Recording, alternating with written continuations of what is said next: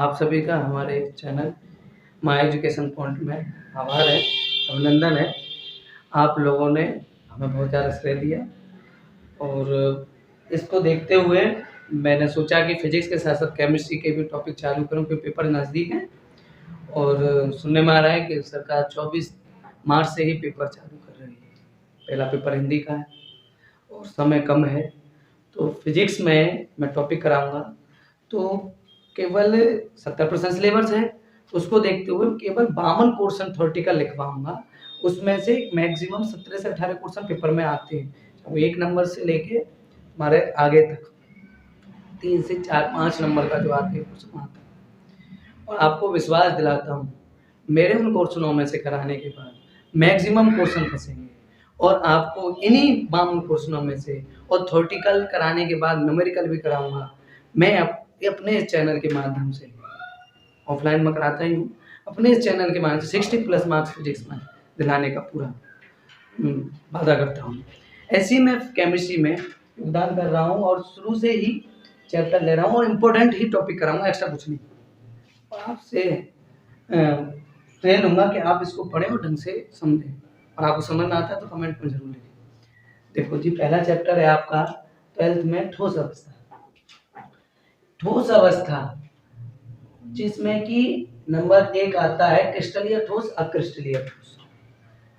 जो अवयवी कण होते हैं हमारे, जैसे कि परमाणु, अणु या आयन, एक बंध के माध्यम से जुड़े रहे, संकुचित रहे, पैकेट के रूप में संकुचित रहे, ऐसी अवस्था को हम ठोस अवस्था कहते हैं। प्राय ये 2 प्रकार की होती है, अभी बताया, क्रिस्टलीय ठोस, अक्रिस्टलीय ठोस।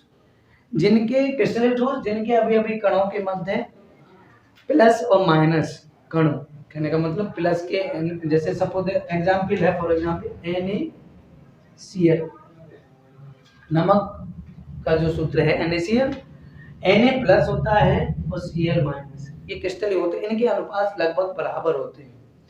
तो ऐसे ठोसों को क्रिस्टलीय ठोस। अक्रिस्टलीय ठोस जो कि अनुपात में बराबर नहीं होते, कह सकते हैं जैसे कि आपका रबड़ है, कागज, तुम्हारा लकड़ी है, प्लास्टिक है,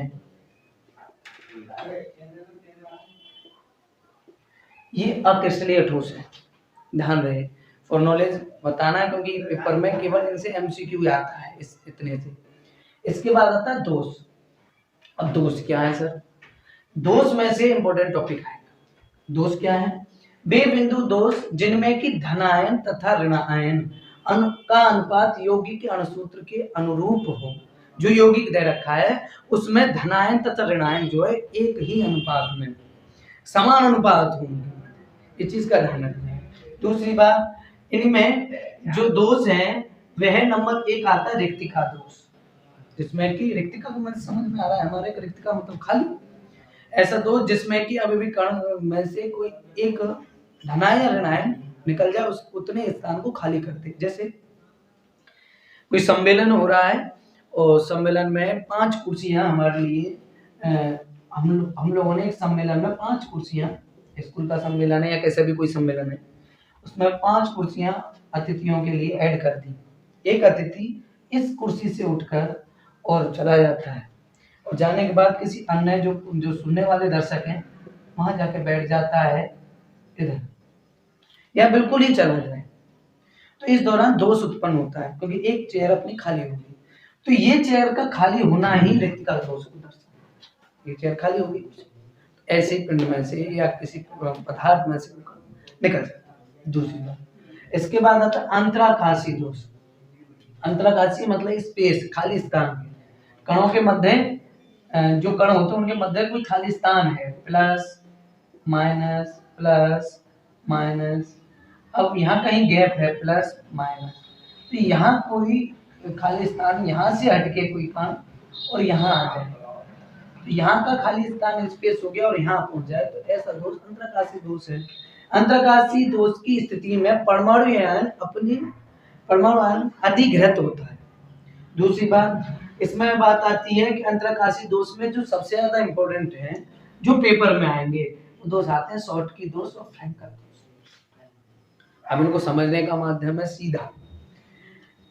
फ्रैंकल दोष की बात करें तो फ्रैंकल दोष में यही प्रोसेस लगेगा, खाली स्थान छोड़कर कहीं और जाके बैठ जाना, धनायन का या किसी ऋणायन का। लेकिन शॉर्टकी दोष में समान रूप से धनायन ऋणायन दोनों ही एक साथ बाहर निकल जाएंगे, तो इस दौरान जो उत्पन्न हुआ वह हमारा शॉर्टकी दोष होगा। ठीक है, जिसमें कि किसी भी अवयवी कण के, अवयवी कण परमाणु, आयन और हमारे अणु, इनमें से कोई भी परमाणु के माइनस तथा प्लस चार्ज वाले जो परमाणु को एक साथ बाहर निकल जाए, अवयवी कण, कोई भी अवयवी कण बोल सकते हैं, अवयवी कण प्लस और माइनस एक साथ बाहर निकल जाए, तो इस दौरान उस पदार्थ में बनने वाला दोष शॉर्टकी दोष। ठीक है, जबकि फ्रेंकल दोष में अवयवी कण एक स्थान छोड़कर और वहां खाली स्थान छोड़ के कहीं और अंतराकाशी स्थान पर जैसे यहाँ ऐड हो जाए, इस दौरान उत्पन्न होने वाला दोष फ्रेंकल दोष कहलाता है। प्रिय विद्यार्थियों, यही इस पहले चैप्टर में भाग 1 के अनुसार ही बता रहा हूँ। थ्योरी में केवल दोष ही ढंग से आप पढ़ें, ज्यादा इंपॉर्टेंट है। ठीक है, अब इसके कल नेक्स्ट वीडियो में मैं इसके न्यूमेरिकल करा के अगला चैप्टर आपका बिलियन वाला आएगा, उसको थोड़ा सा समझा देता हूँ। बिलियन पार्ट 2 है, इसमें है क्या समझे थ्योरेटिकल में। बिलियन होता क्या है, बिलियन प्लस विलायक इक्वल बिलियन। एक साधारण भाषा फॉर एग्जांपल समझे, ये जैसे नींबू का रस, नींबू का रस और पानी, जल, क्या बन जाता है, नींबू पानी बनता नहीं बनता है, नींबू पानी। कहने का मतलब क्या है, विलय क्या है, नींबू का रस, विलय क्या है, पानी, बना क्या है, नींबू पानी। तो कहने का मतलब है विलय प्लस विलायक इक्वल विलयन होता है। तो कहने का मतलब है विलायक की मात्रा यदि विलय से अधिक हो तो बनने वाला विलयन जो होगा हमारा तनु विलयन होगा। कौन सा विलयन, तनु विलयन। समझ में आया सर हमारे कि विलयनों के काफी प्रकार होते हैं। विलयन की एक सीधी सादी परिभाषा हम इसमें से निकाल सकते हैं, विलय प्लस विलायक के संयोग से जो पदार्थ बनता है उसे हम विलयन कहते हैं। ठीक है, तनु विलयन की परिभाषा है जब किसी पदार्थ में विलायक की मात्रा विलय की अपेक्षा अधिक हो, इस प्रकार बनने वाला विलयन तनु विलयन कहलाता है। फॉर एग्जाम्पल नींबू का रस प्लस पानी और नींबू पानी। दूसरा सांद्र विलयन की बात करें, सांद्र विलयन। तो सांद्र विलयन क्या होता है, सीधी बात है, कंसंट्रेट विलयन होगा आपका। तो सांद्र विलयन में क्या होगा कि विलायक इसकी अपेक्षा कम होगा विलय की, तो विलयन बनेगा आपका सांद्र विलयन। नेक्स्ट प्रोसेस वीडियो में, इसके बाद संतृप्त विलयन। वीडियो लंबी हो रही है इसलिए मैं यहीं रोक रहा हूँ। संतृप्त विलयन और अति संतृप्त विलयन, ध्यान से समझना है। संतृप्त विलयन जिसमें कि विलय की मात्रा विलायक को आवश्यकता के अनुसार मिले, विलय की मात्रा विलायक को आवश्यकता के अनुसार मिले, तो इस प्रकार विलयन संतृप्त विलयन कहलाता है। जैसे आपकी डोज 8 रोटी की है, ज्यादा बोल दिया ना, 6 रोटी की है, 6 रोटी की डोज है हमारी और हम 6 रोटी ही खाएं तो हम क्या हो गए, तृप्त हो गए। क्या हो गए, तृप्त, तो पेट भर गया।